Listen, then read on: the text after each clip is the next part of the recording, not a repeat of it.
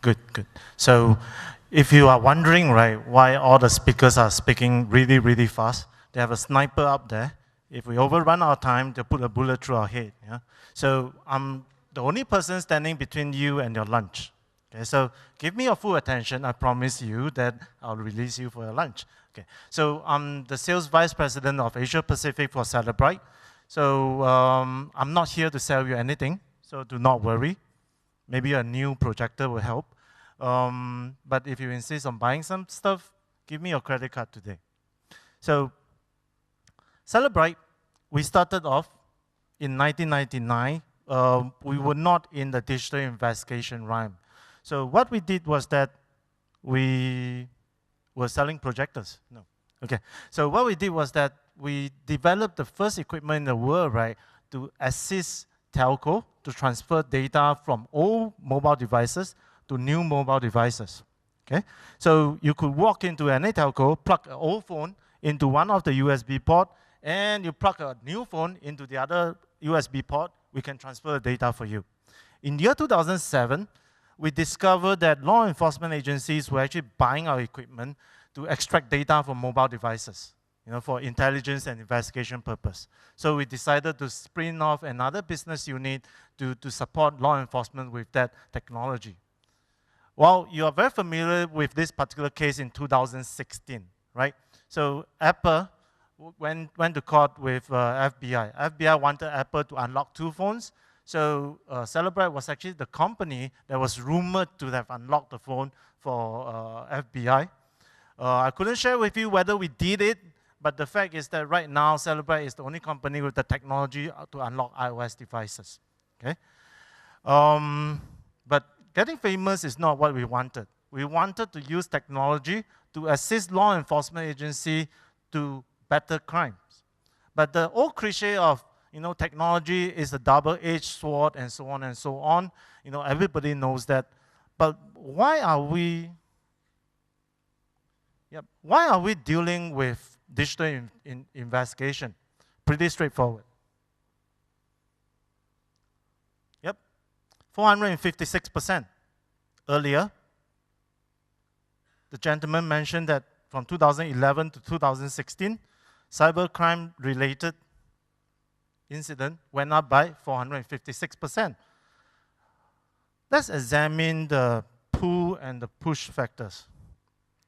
You want to access my company email? I got to shoot you. Get the sniper to shoot you instead, right? What's happening, man? It's okay. So let's examine the push and the pull factor. We all know the pull factor, right? Cross-border crime and so on and so on. How about the push factors? We have seen a lot of technologies today. Video surveillance, CCTV, they're all over the place in modern city. Okay? That created a push factor where criminals are moving towards behind the internet. Okay? And developed countries are actually moving on to be cashless. Okay? Today, if you get into China, if you bring what we call renminbi, the Chinese currency, a lot of shops or taxi drivers that you go to, right, do not accept cash anymore. So there's no way you can rob someone on the streets. Okay? When the society becomes more and more cashless, we are seeing criminals going back towards the pull and the pull factor, right? I'm from Singapore, pretty similar to India. In the year 2015, right, we see a phenomenal shift in the paradigm of crime. Traditional crime went down by 40%. Digitally related crime went up by close to 50%. And it created a lot of issues in the police forces, which we are going to go through one by one later. And the next one that we want to see is when it comes to digital investigation, when do we get involved with digital investigation? The traditional investigative process has to be re-engineer and rethink. Let's share a case in Germany. Over the last 4 years, Germany had a problem. They had a huge influx of immigrants. Basically, this influx of immigrants consists of 3 distinct groups of folks. One, the actual refugees that's trying to escape from the war in Syria. Second, North African that was trying to get into Europe to look for job. And the last group of folks, right, were the terrorists that's trying to get into Europe to do some damage. So the only way, right, the immigration department of Germany could ascertain who is through an interrogation or interview process. Okay? That's because most of these immigrants do not have travel papers. Okay? Surprisingly, almost every one of them has a smart mobile device with them. So the government of Germany came to us and tell us, why not you help us with this? Okay? During the interview process, we want to take the mobile device, plug into an application where we can figure out where this mobile device has been to. Okay? With that information of where the mobile device has been to, the phone book, what sort of numbers are in the phone book, whether majority of the numbers are in Africa, in Middle East, or in Syria. Use that particular information, correlate the story that the immigrants was trying to give to the interviewer. Okay. So the investigative process, right, becomes very straightforward. Okay. Plug in the phone, 15 minutes, take whatever information out, correlate this with the interview information that the end user is giving. In many criminal investigation departments, we are seeing a change in investigative process. The legacy investigative process is pretty straightforward. Arrest someone, take the mobile device, gather it, send it to the central forensic lab. Okay? 6 months later, get the report from the central forensic lab, and then close the case. Right? The new investigative process that we are looking at is frontline investigators get hold of their own digital investigation equipment. Okay? Within the first 24 hours, take the mobile device, extract the data, create a report, and thereafter, use that particular report, do a second interview. With an admission, you could actually send the suspect to court within 48 hours. So what are the benefits? Pretty straightforward. There's no need to release the suspect on bail after 48 hours. Okay? So start rethinking where to use digital investigation and intelligence. It should be used within the first couple of hours. Okay? And next, who is supposed to use it? We're talking about optimizing resources here. With the shift of criminal nature or the paradigm shift of crime, we are looking at a society today, right, where our frontline investigators, okay, are no longer effective in dealing with digital investigation, right? They are so used to dealing with molestation, rape, housebreaking, and so on. Suddenly, criminals started shifting towards digital crime. So we look at this from a point of view that how are we going to utilize these frontline investigators? The same situation happened in Singapore. 1,500 frontline investigators as of today. Their work involved arresting the suspect, taking the phone, sending it to a forensic lab. And the forensic lab only has 30 people. So there's a huge backlog, similar to your cyber security department backlog, which is up to 6 to 9 months. So how do you retrain all these people? If they are going to deal with 70% or 80% of your crime that's reported within the state or within the company or within the country, isn't it right that you've got to give them the right tools, right education in order for them to deal with the cases that they face on a day-to-day basis? So agencies that recognize this started adopting what we call a multi-tier structure, where simple cases or medium-sized and below cases will be dealt with by the frontliner. They will have their own equipment, they will have their own network, they will have their own education to be able to deal with all this incident, right? Then there's also another case where do you use this? Do you use this in the office? Do you use this in the lab? Well, the answer is pretty straightforward. Let me illustrate to you a case that happened this year in New South Wales. Okay, a rock concert. Police knew that drugs pushers were selling drugs in the rock concert. Traditional method, right?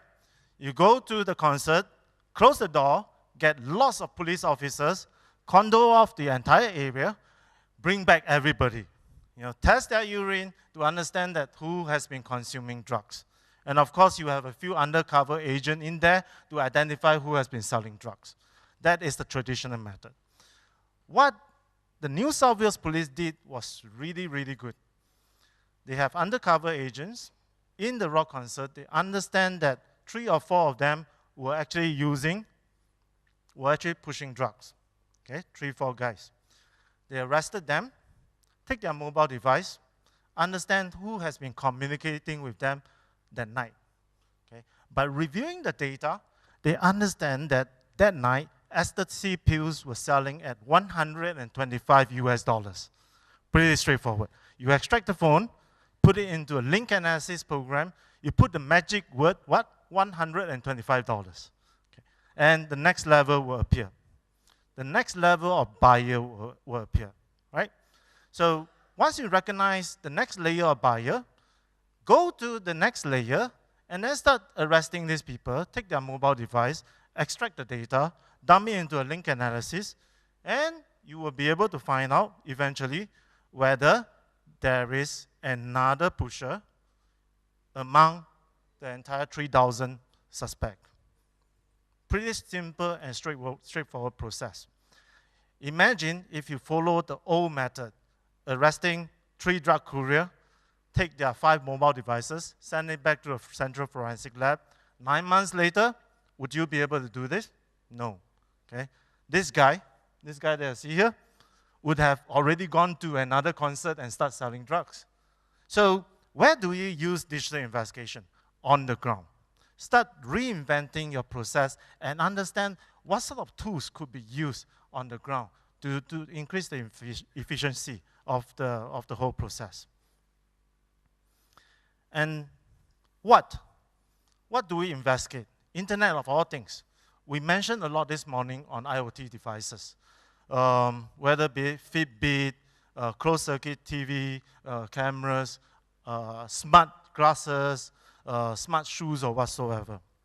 But however, let's talk about the volume, associated with IoT devices. And how do you get to the data associated with IoT devices? We are all familiar with this case in Manchester, year 2017. Mohan, make a quick guess.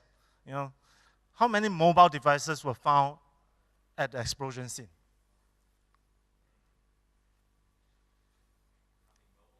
Mobile devices. Yep. 450 mobile devices were found at the scene of the explosion. 722 digital devices. Right? If you are the anti-terror department head on that fateful day, do you have the resource to deal with all this? Not just based on technology. I'm talking about the human, the data analysts, guys who know how to use Cellebrite to extract data from mobile devices. Would you be able to handle it? The same incident, right, revealed a crack in the law enforcement agency. There was no registrar of who in the country has the expertise for such activities. Since then, they have already started with this registrar, and it's working pretty well. And of course, the next issue is this. We spoke a lot about data analysis. Many law enforcement agencies today, right, are only looking at the progressive growth of data. For example, body-worn camera. If the London Met Police is processing, let's say, 20 petabyte of body-worn camera data today, they will expect maybe a 10%, 20% increase next year. Okay? What about incidents like this? Do you have enough storage, in your own network to deal with 450 mobile device extraction for analysis? Even if you have tools for the analysis, if you cannot find a place, right, to store all this data, you can't do it. So same with what Mohan has mentioned, lots of law enforcement agencies are actually looking into public cloud, provided by Amazon, provided by Google, provided by Microsoft, to be able to allow a scenario where there is an attack or incident to be able to burst within an hour's notice to deal with 450 mobile device extraction, which can be up to about 100 terabyte or 200 terabyte. Okay? So start thinking about how public cloud services can help build your network for sustainability. Okay? And of course, data that you could extract from the phone, a large part of this data is actually today stored in the cloud. How do you assess data that this particular criminal has been hosting in Dropboxes, Facebook, blah, blah, blah? These are valid questions that you should ask yourself. Okay, then the question is how. Earlier, there was a gentleman, I forgot his name, Mr. Sandeep, I think. He was talking about people, process, and solution or product. So start thinking, how do you implement digital investigation and intel in who, what, when, where, why, and how? Who should you train? Who should you get involved? Should there be a bottoms-up approach or a top-down approach, right? If you are a consultant for cybersecurity, Maharashtra police, then what type of process should we be looking at in order to reinvent the process?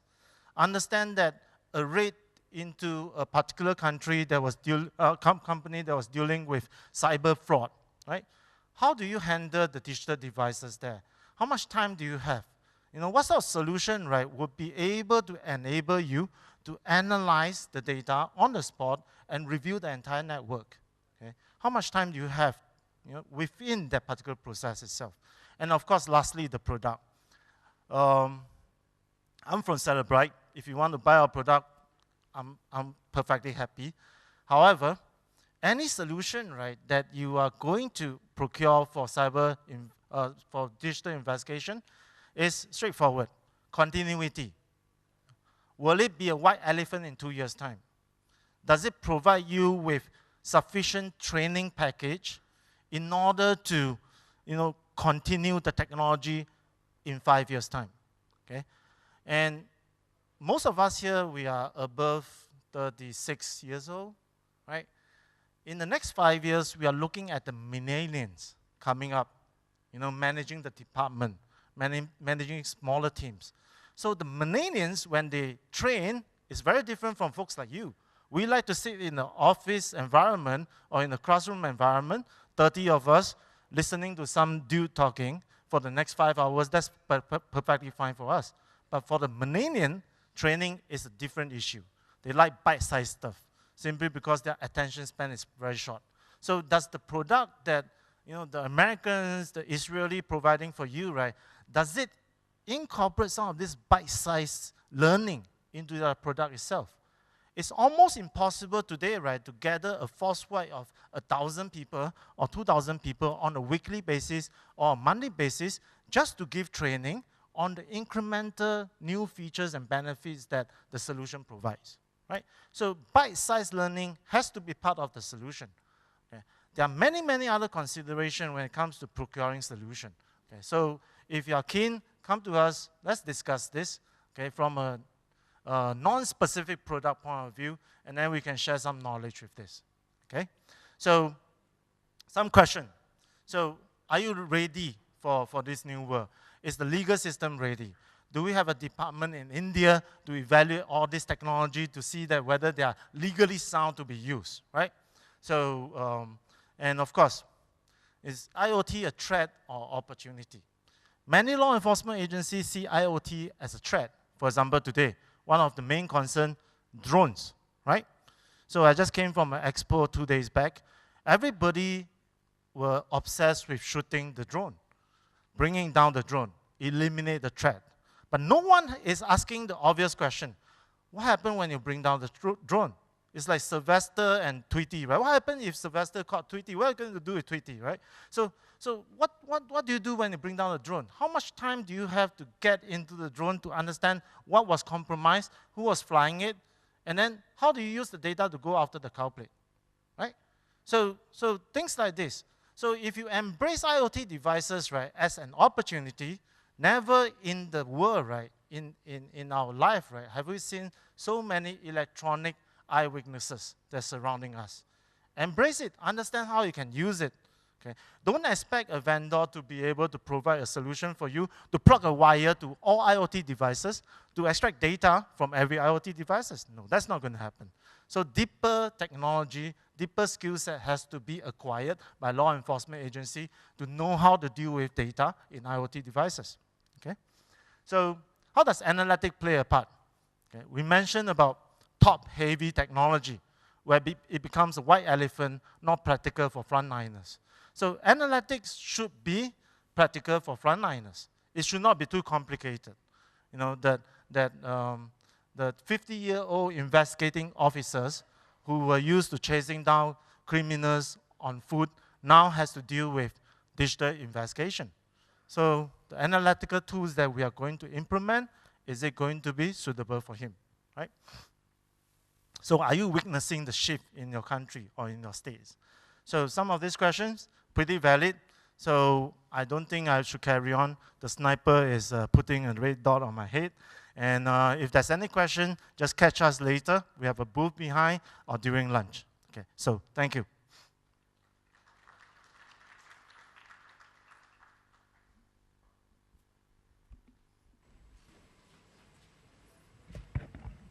Thank you.